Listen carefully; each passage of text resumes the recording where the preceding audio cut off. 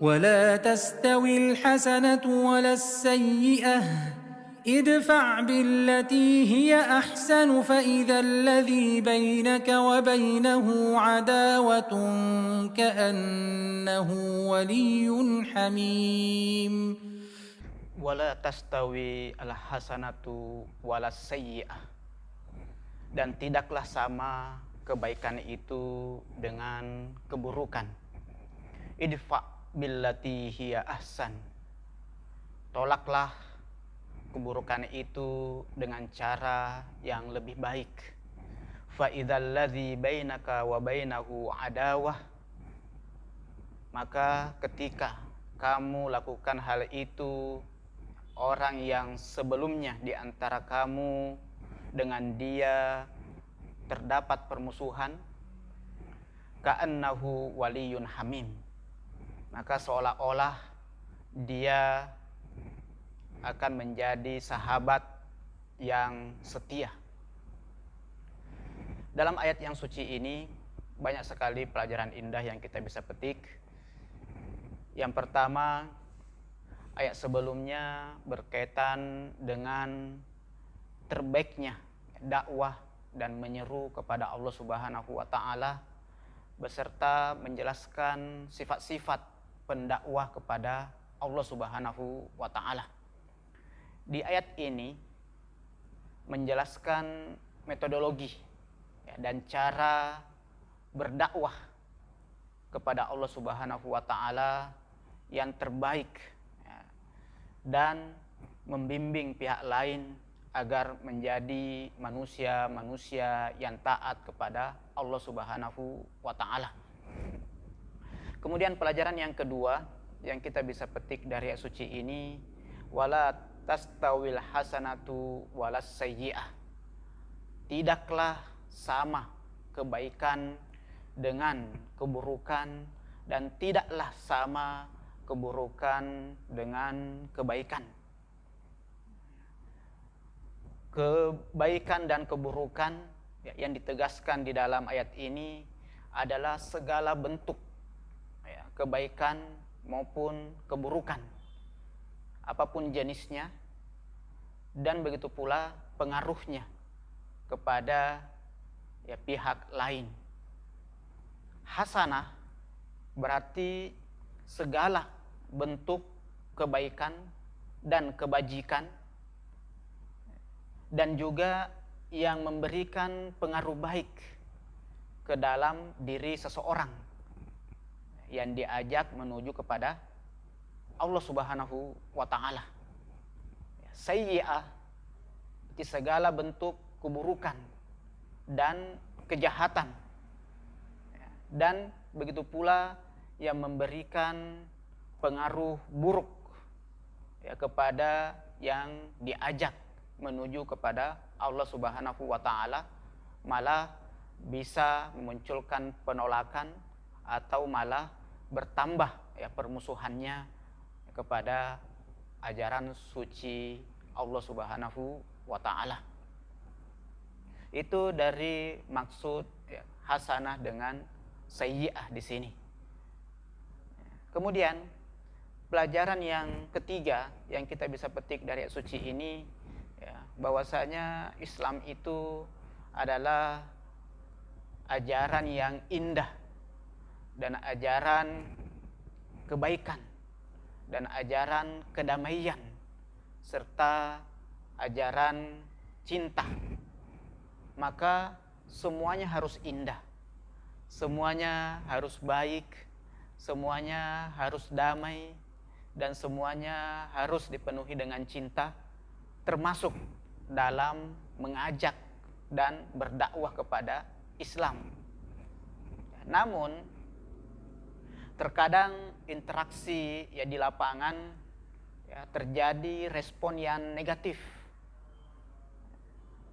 atau terjadi hal-hal yang memicu munculnya emosi, munculnya kemarahan, sehingga dari kedua belah pihak tidak bisa menahan emosi tersebut, tidak bisa menahan dari respon-respon negatif tersebut, walaupun itu dari ya pihak pendakwah, begitu pula ya dari pihak yang didakwahi, yang diajak menuju Allah Subhanahu wa taala. Ya, karena itulah ya di dalam ayat ini la tastawil hasana wala sayyi'ah, ya, ditambahkan huruf la di situ. Ya, wala as-sayyi'ah. Ya, padahal tanpa la pun, ya, tanpa kata la pun sudah bisa memberikan makna. Ya, wala tastawil hasanatu was-sayyi'atu, tidaklah sama kebaikan dan keburukan itu. Tetapi di sini ditambahkan dengan kata la, ya, untuk ya, menegaskan ya, perbedaan yang sangat jelas ya, antara hasanah dengan sayyi'ah. Ya, kalau kita memang melihat sekilas, ya, sayyi'ah jelas, hasanah juga jelas. Apalagi bagi para pendakwah, otomatis mereka sudah mempelajari ya, hal-hal yang hasanah dengan hal-hal yang sayyi'ah. Maka sebenarnya hal ini tidak perlu disampaikan karena sudah jelas antara sayyi'ah dengan hasanah. Tetapi kenapa ayat ini tetap menegaskan tentang ya, hasanah dengan sayyi'ah ini? Ya, dengan memberikan tambahan la. Ya, itu tadi supaya mengingatkan ya, manusia di saat dia berdakwah supaya tetap ya, komitmen dan konsisten menggunakan cara yang baik. Walaupun terpicu emosi, ya, walaupun ya, terjadi respon yang negatif, walaupun muncul amarah, kejengkelan, ya, tetapi dengan adanya ketegasan seperti ini mengingatkan kita untuk tetap berkomitmen ya, kepada cara yang hasanah, jangan terpancing ya, sehingga melakukan cara yang bertentangan dengan ya, hasanah atau melakukan ya, cara yang sayyi'ah. Hasanah dengan sayyi'ah juga di sini menegaskan tentang ya, metode ya, di dalam berdakwah, bahwasanya kalau hasanah maka pengaruhnya pun juga hasanah. Ya, kalau sayyi'ah maka pengaruhnya pun juga sayyi'ah, buruk. Makanya sebagian ya, ulama mengatakan bahwasanya la ini bukan hanya sekedar taukid atau penegasan, tetapi dalam ilmu balaghah disebut sebagai ihtibak, ya, yaitu ya, menghapus atau membuang atau tidak menyebut ya, satu kata atau kalimat karena sudah ada kata lain ya, yang mengisyaratkan kata yang dihapus tersebut. Makanya di sini wala tastawil hasanatu walas sayyi'atu, untuk menunjukkan bahwasanya di situ memiliki ya, makna tersendiri di la ini. Nah, di antara makna ihtibaknya di situ adalah bahwasanya kebaikan ya, pasti pengaruhnya baik.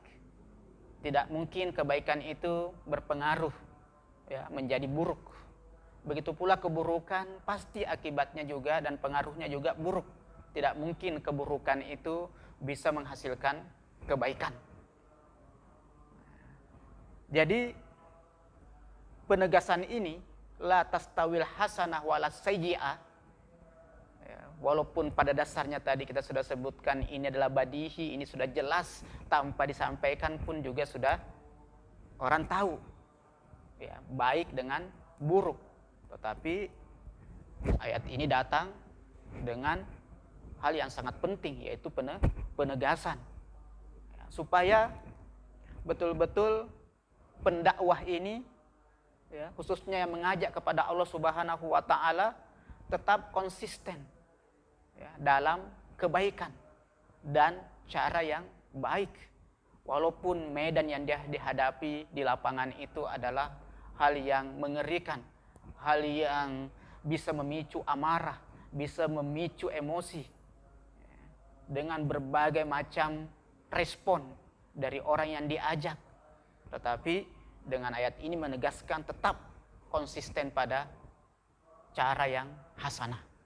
Kemudian ada juga yang memaknai bahwasanya pola wala tastawi ala hasanatu wala sayyi'ah di sini ya, untuk menunjukkan bertingkat-tingkatnya ya, atau bergradasinya ya, kadar dan kualitas ya, kebaikan dan begitu pula keburukan. Ya, ada yang lebih baik, ada yang baik saja. Ya, misalnya yang lebih baik memaafkan orang yang salah plus berbuat baik kepadanya.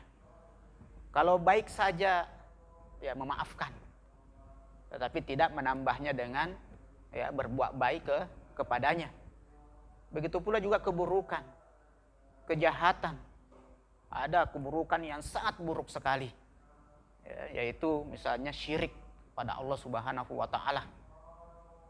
Ya, menyekutukan Allah Subhanahu wa taala sampai pada dosa yang kecil yang mana bisa dihapus dengan ya istighfar atau dengan wudu ya, dan ya dengan ya beberapa kali taubat dan tidak mengulangi lagi, maka akan diampuni.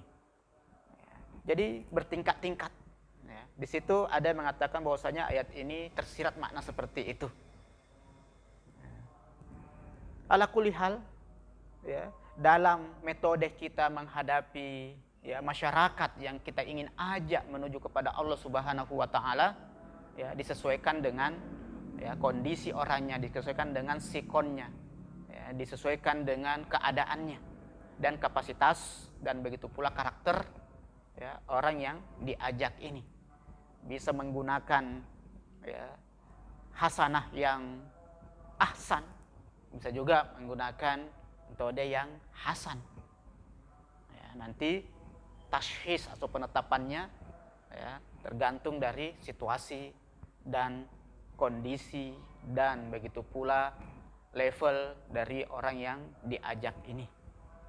Kemudian pelajaran yang keempat yang kita bisa petik dari ayat suci ini, idfa' billati hiya ahsan. Tolaklah dengan sekuat tenaga segala bentuk keburukan ya, pihak lain ya, dan memperlakukannya dengan cara yang lebih baik. Jadi maksud daripada ayat idfa billati hiya ahsan, jadi tolaklah kebatilan dengan kebenaran. Ya, tolaklah kebodohan ya dengan hilm, dengan ketenangan. Tolaklah kekasaran dengan kelemah lembutan. Tolaklah kebencian ya dengan ya kesabaran. Tolaklah ya hinaan ya dengan ya, berbuat baik ya kepadanya. Tolaklah para penghasut dari hasudan-hasudannya ya dengan memaafkannya. Dan seterusnya. Itu kira-kira makna daripada idfa' billati hiya ahsan. Dengan menggunakan kata idfa' di sini, maksudnya tolaklah dengan sekuat tenaga. Tolaklah dengan sekuat tenaga. Ya, keburukan-keburukan mereka, respon-respon jahat mereka, pembangkangan-pembangkangan mereka, kasarnya mereka, hinaannya mereka, ya dengan kebaikan, dengan kebenaran, dengan lemah lembut, dengan cinta, dengan maaf. Karena senjatanya ya, orang-orang jahat itu dan orang-orang buruk itu adalah keburukan. Itu keburukan pasti, kekerasan, ya, kekasaran, kehinaan, penghinaan, ejekan, ya, fitnah, mengadu domba, dan berbagai macam senjata yang mereka gunakan. Itu menunjukkan keburukan. Karena itu Islam tidak boleh membalasnya dengan apa yang mereka sama dengan apa yang mereka lakukan. Karena Islam sebagaimana tadi disebutkan adalah ajaran cinta, ajaran indah, ajaran kebaikan. Kemudian pelajaran yang kelima yang kita bisa petik dari ayat suci ini dari kata ahsan, yang lebih baik. Ingin mengisyaratkan bahwasanya berdakwalah, ajaklah umat manusia kepada Allah Subhanahu wa taala dengan akhlak yang terbaik, dengan menggunakan puncaknya kebaikan. Ya, karena Islam adalah ajaran akhlak mulia. Rasulullah sendiri ya menyatakan bahwasanya innama bu'itsu liutammima makarimal akhlak. Karena itu berdakwalah, ajaklah manusia kepada Allah Subhanahu wa taala, yaitu sumber kebaikan, sumber segala kebajikan, sumber segala kebenaran dengan cara yang baik, dengan cara yang bajik. Ada peribahasa Arab ya, yang mengatakan bahwasanya kimiawan sejati itu bukanlah yang bisa merubah besi menjadi emas, tetapi yang hebat itu adalah yang bisa merubah musuh menjadi kekasih dengan cinta. Ya, dengan cinta duri ya, bisa menjadi bunga dan bisa menjadi ya, bunga yang cantik. Kemudian walaupun ya, ayat ini menggunakan kata ahsan ya, atau menggunakan ya, ismu tafdil atau bentuk superlatif, yaitu lebih ya, lebih baik. Hasanun menjadi ahsanu, baik, lebih baik. Tetapi yang perlu digarisbawahi di sini bahwasanya juga bisa juga dimaknai dengan ya, baik saja. Ya, adapun penggunaan ya, bentuk superlatif di sini atau ismu tafdil itu untuk lebih menegaskan ya, agar menghadapi keburukan itu dengan kebaikan. Nanti tergantung daripada orang yang diajak untuk menuju kepada Allah Subhanahu wa taala sebagaimana tadi sudah disebutkan di pelajaran-pelajaran sebelumnya. Kemudian pelajaran yang keenam yang kita bisa petik dari ayat suci ini bahwasanya manusia dalam interaksinya dengan orang lain ya, terdiri ya, beberapa bentuk. Ya, ada ya, antara satu orang dengan orang lain bersahabat dan berusaha ya, menjaga persahabatannya itu. Kemudian yang kedua, ada bahkan yang menganggap sahabatnya itu seperti dirinya, dekat sekali, sehingga seakan-akan menyatu dengan dirinya. Tapi ada juga ya kelompok manusia yang ketiga, yaitu yang tadi awalnya sahabat, tetapi karena interaksinya dengan ya sahabatnya itu akhirnya menjadi musuh. Ya. Tapi ada juga ya manusia yang sebelumnya ya bermusuhan, tetapi bisa menjadi ya sahabat ya, dekat, ya, bisa diajak menjadi ya sahabatnya. Tapi ada juga ya musuh selama-lamanya, ya, malah tadinya musuh biasa malah menjadi musuh bebuyutan ya, yang lebih parah lagi. Nah di dalam Al-Quran ya, ada beberapa cara yang diajarkan dalam menghadapi ya, orang lain ya, sesuai dengan sifat dan ya, karakternya. Nah, dalam Al-Quran disebutkan jika Anda menghadapi ya, orang bodoh ya, maka ya, sikapilah ya, dengan kasih sayang dan cinta. Nah, sebagaimana dalam Al-Quran disebutkan ya, wa idza khotabahumul jahilun qalu salama. Kalau orang-orang jahil, orang-orang bodoh ini ya, berbicara ya, dengan mereka, mereka mengatakan ya salama, ya, damai buat kalian, ya, perdamaian buat kalian. Kalau menghadapi orang yang ragu, ya maka berikanlah atau disikapilah dengan argumentasi dan hujah-hujah yang jelas. In kuntum fi raibim mimma nazzalna ala abdina, apabila kamu ragu terhadap, ya, apa yang telah kami turunkan kepada hamba kami. Nah, ini menunjukkan bahwasanya ketika ada keraguan, ya, lawanlah dengan argumentasi. Kemudian jika menghadapi orang yang hasud, ya, maka sikapilah dengan maaf dan bersikap tenang. Ya, sebagaimana saudara-saudara Nabi Yusuf. Ya, saudara-saudara Nabi Yusuf membuang Nabi Yusuf ke dalam sumur, ya, karena kehasudannya. Nah, di dalam surah Yusuf disebutkan di saat saudara-saudaranya mengaku akan kesalahannya, wa in kunna la khotiin, ya, Nabi Yusuf, ya, menjawab, qala la tasriba alaikumul yaum, ya, tidak ada celah, tidak ada masalah, ya, bagi kalian hari ini, memaafkan. Bagaimana Habil merespon ancaman, ya, Qabil, ya, untuk membunuhnya. Kata Habil, ya, la imbasatta ilayya yadaka litaktulani, ya, ma ana bibasiti yadayya ilaika liaktulaka.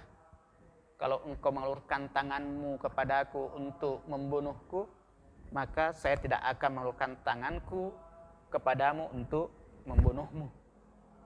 Dengan bersikap tenang dan memaafkan. Dan masih banyak lagi, ya, tata cara yang disebutkan di dalam Al-Quran, ya, dalam menghadapi, ya, orang-orang yang memiliki karakter yang berbeda-beda, ya, sesuai dengan karakternya dan begitu pula bentuk permusuhannya. Ya. Pelajaran yang ketujuh yang kita bisa petik dari ayat suci ini, yaitu fa idzal ladzi bainaka wa bainahu adawatun ka'annahu waliyyun hamim. Jika metode idfa billati hiya ahsan, ya, engkau lakukan, maka faidha, tiba-tiba, alladzi bainaka wa bainahu, yang antaramu dan antara dia adawah, ya, sebelumnya ada permusuhan, maka akan berubah sikapnya, ya, ka'annahu waliyun hamim, akan berupa sikapnya kepadamu sehingga seolah-olah dia menjadi teman yang sangat setia. Nah, di sini menggunakan kata adawatun, ya, tidak menggunakan kata aduun, musuh, tetapi adawatun, yaitu permusuhan. Dan untuk menunjukkan berbagai macam bentuk permusuhan, ya, apapun bentuk permusuhannya. Ayat ini menganjurkan supaya senantiasa berusaha berbuat baik, ya, kepada semua manusia, termasuk kepada semua musuh dan lawan, bagaimanapun bentuk permusuhannya. Karena selama dia adalah manusia, maka, ya, cara ini, yaitu bagaimana menghadapi mereka dengan kebaikan, dengan cinta, dengan akhlak yang terbaik, itu tetap dianjurkan selama dia manusia. Karena manusia tetap ada bibit-bibit kebaikan di dalam dirinya. Kecuali, ya, kalau dia adalah setan, ya, maka cara ini tidak berlaku, yaitu menghadapinya dengan kebaikan pula, ya, karena, ya, setan, ya, permusuhannya dengan manusia permusuhan yang abadi. Nah, oleh karena itu ayat ini sangat mengisyaratkan juga kepada kita semua untuk menghilangkan rasa benci, ya, kepada, ya, umat manusia, kepada sesama manusia, sesama makhluk Allah Subhanahu wa taala. Sifat-sifatnya mungkin buruk, karakternya mungkin buruk, tetapi dia sebagai manusia adalah hamba Allah, makhluk Allah yang terbaik. makhluk Allah dibandingkan dengan makhluk-makhluk yang lain tetap manusia ahsanut taqwim. Laqad karramna bani Adam. Ya, yang sosok yang dimuliakan. Ya, karena itu bagaimana kita senantiasa berupaya menghilangkan rasa benci, ya, rasa tidak suka, ya, kepada sesama manusia. Kita mengajaknya kepada Allah Subhanahu wa taala, kalau dia berlaku kasar, hadapi tetap dengan ketenangan dan dengan kebaikan. Jangan sama sekali terpicu, ya, amarah dan akhirnya muncul rasa benci kepada orang yang tidak mau mendengarkan ajakan kita kepada Allah Subhanahu wa taala. Innaka la tahdi man ahbabta walakinnallaha yahdi may yasha. Innama anta mudzakir lasta alaihim bimusaitir. Ya, urusan dia mendapatkan hidayah, urusan dia membangkang atau mengikuti itu urusan Allah Subhanahu wa taala. Anda cukup mengajak, ya, mereka semuanya kepada Allah dengan akhlak yang terbaik, dengan cara yang terbaik. Kemudian pelajaran yang ke-8 yang kita bisa petik dari ayat suci ini yaitu dari kata faiza. Ya, tadi kita artikan tiba-tiba. Ya, iza, ya, di dalam bahasa Arab, ya, itu diantaranya adalah, ya, iza fujaiyah, ya, yang tiba-tiba, ya, dengan cepat. Nah, tiba-tiba, ya, yang tadinya musuh, ya, tiba-tiba jadi teman. Ya, pengaruh dari metode dakwah yang ahsan, ya, sehingga, ya, yang tadi musuh, yang tadi membangkang, yang tadi melawan, ya, tiba-tiba, ya, bisa berubah menjadi, ya, seperti teman, ya, ka'annahu waliyun hamim. Ya, tiba-tiba, ya, di sini ada kata-kata tiba-tiba.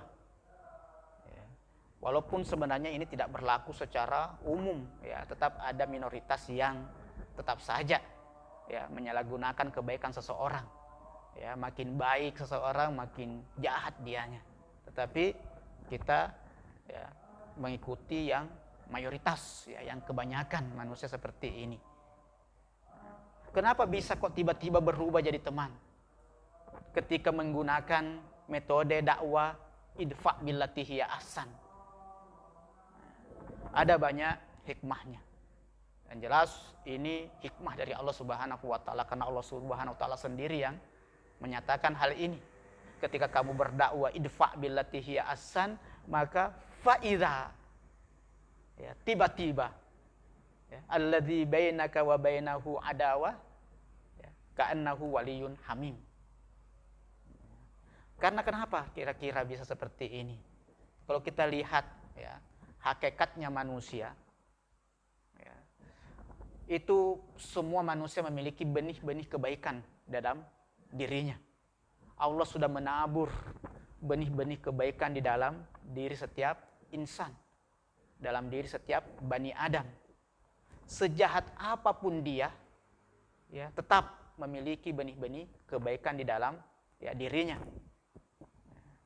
Jika seseorang, ya, memusuhi orang lain, ya, dan membenci dan memperlakukan orang lain dengan kasar dan buruk, ya, tetapi perlu disadari bahwasanya benih kebaikan dalam dirinya itu tetap tersimpan di dalam alam bawah sadarnya. Ya, pada hakikatnya alam bawah sadarnya mengatakan seharusnya saya tidak melakukan hal ini. Tetapi karena kebencian, kemarahan, ketidaksukaan, emosi yang sudah menggebu-gebu dan lain sebagainya, akhirnya kesadaran akan kebaikan itu tidak muncul atau tertutupi, atau tadi kita bahasakan tersimpan di dalam alam bawah sadar. Tapi, ya, ketika, ya, kita balas, ya, perbuatan buruknya itu dengan kebaikan, di situ akan tiba-tiba muncul, ya, bibit kebaikan itu yang tadi tersimpan di dalam alam bawah sadarnya. Maka dia langsung merespon ya kebaikan yang tadi ya diberikan kepadanya sebagai balasan dari keburukan yang dia lakukan. Ya, langsung bibit kebaikan yang tersimpan dalam dirinya itu, dalam alam bawah sadarnya itu akan muncul. Dan ini ya bisa dibuktikan dalam ilmu nafs. Kemudian juga setiap orang yang melakukan keburukan ya, atau permusuhan ya kepada orang lain, ya, dia akan menanti ya balasan yang serupa atau lebih dari apa yang ya, dia lakukan kepada orang lain tersebut. Ya, ada penantian balasan, ya, yaitu berupa keburukan juga. Saya melakukan keburukan kepada seseorang, maka terpikirkan dalam diri saya bahwasanya dia akan ya, melakukan hal yang sama kepada aku. Ada penantian ya, perlakuan yang buruk dari orang tersebut. Seperti itulah terpikirkan ketika kita melakukan keburukan kepada orang lain. Tetapi ternyata tiba-tiba kita membalasnya dengan kebaikan di luar daripada ya, ekspektasinya. Ya, maka itu yang tiba-tiba memunculkan ya rasa ya keakraban ya kepada ya, orang yang tadi memperlakukan dia dengan baik atau membalas keburukannya dengan ya kebaikan.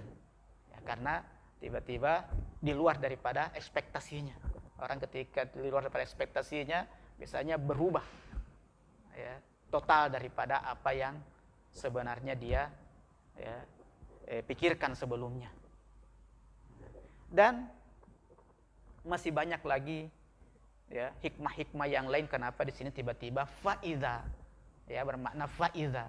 Tiba-tiba orang itu ya bisa berubah ketika dibalas dengan ya kebaikan, apalagi dengan ahsan yang lebih baik, dengan akhlak yang termulia, akhlak yang terbaik. Kemudian pelajaran yang ke-9 yang kita bisa petik dari ayat suci ini ya, yaitu ya, contoh ya, dari Rasulullah Shallallahu Alaihi Wasallam.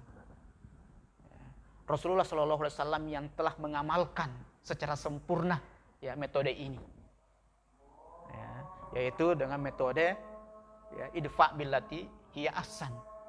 Banyak sekali contoh-contoh dalam sejarah hidup beliau bagaimana banyaknya keburukan yang menimpa diri beliau dari kaum Quraisy, dari kaum kufar, dan dari kaum musyrikin, tetapi dibalas dengan kebajikan.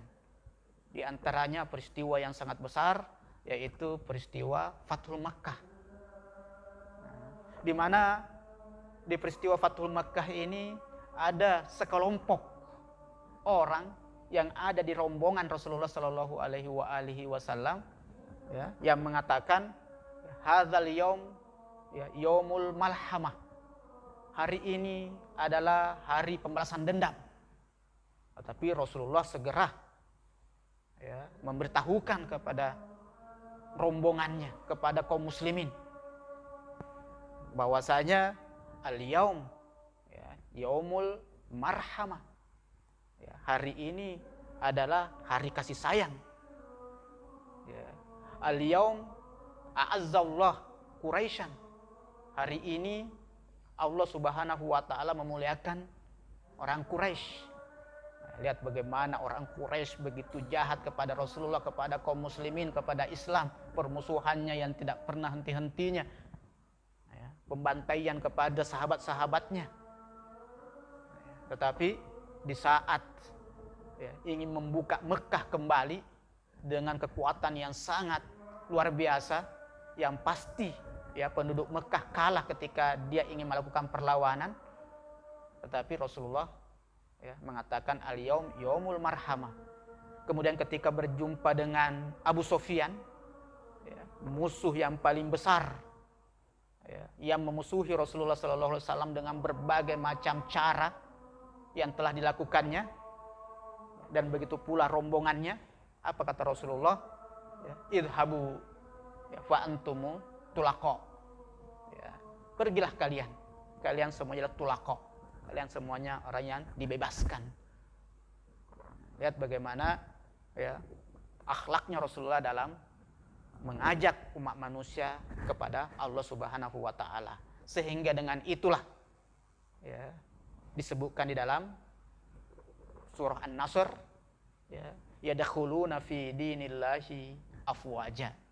Akhlak mulia inilah, metode inilah sehingga yadkhuluna fi dinillahi afwaja, sehingga umat manusia masuk ke dalam agama Allah secara berbondong-bondong.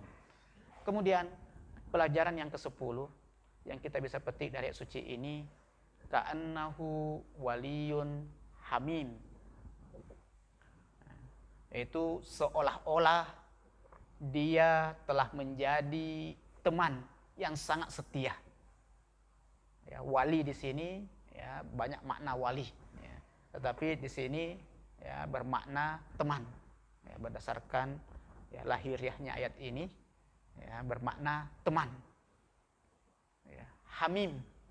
Hamim itu ya, dalam bahasa Arab adalah air hangat yang sudah mendidih. Ya, makanya kadang keringat ya, dalam bahasa Arab dinamai dengan hamim, ya, arok ataupun hamim, karena ada sisi panasnya. Ya. Kemudian dari sini juga maka muncul ya kata hammam, ya, tempat mandi. Ya, tempat mandi. Ya, biasanya ya hammam itu diisi dengan air hangat. Ya, tetapi di sini hamim ya bermakna ya teman setia, teman hangat, ya, teman yang setia. Ya. Nah di sini menggunakan kata ka'annahu, ya seakan-akan, ya, bukan ya berarti langsung tiba-tiba menjadi sahabat dekat. Makanya mengatakan di sini ka'annahu, ya, paling minimal secara lahiriah, ya mereka ya seperti sahabat dekat. Ya, paling tidak dia merubah sikap permusuhannya ya, dan menampakkan sebagai orang dekat. Ya, apakah karena malu ya, atau karena faktor yang lain? Ya, karena untuk menjadi sahabat asli, sahabat dekat itu butuh waktu, ya, butuh hidayah. Ya, yu'allifuna baina qulubihim. Ya, terjadinya terjadinya ulfah, terjadinya keakraban, kedekatan antara hati orang mukmin dengan sesama mukmin itu butuh perjuangan dan butuh hidayah dari Allah Subhanahu wa taala untuk menjadi orang yang betul-betul setia, untuk betul-betul bisa patuh kepada Allah Subhanahu wa taala. Ya, kepatuhan kepada Allah itu tidak bisa tiba-tiba. Tidak bisa hanya diceramahin 1 jam langsung tiba-tiba taat sepenuhnya kepada Allah, tidak. Bisa saya taat dalam beberapa saat, tetapi kalau jiwanya belum menjiwai ketaatan itu, maka dia akan kembali lagi ke jalan sebelumnya. Ya, karena ini butuh waktu dan butuh perjuangan dan butuh hidayah.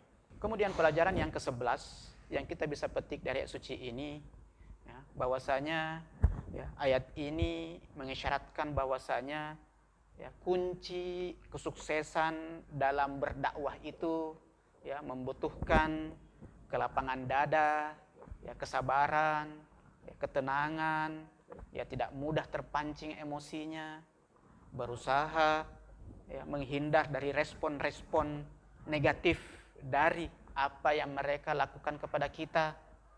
Ya, maka untuk bisa terjun ke lapangan, mengajak orang kepada Allah Subhanahu wa taala, terlebih dahulu kita harus ya, melatih jiwa kita, melatih kesabaran kita, melatih ya, dan mengontrol emosional kita.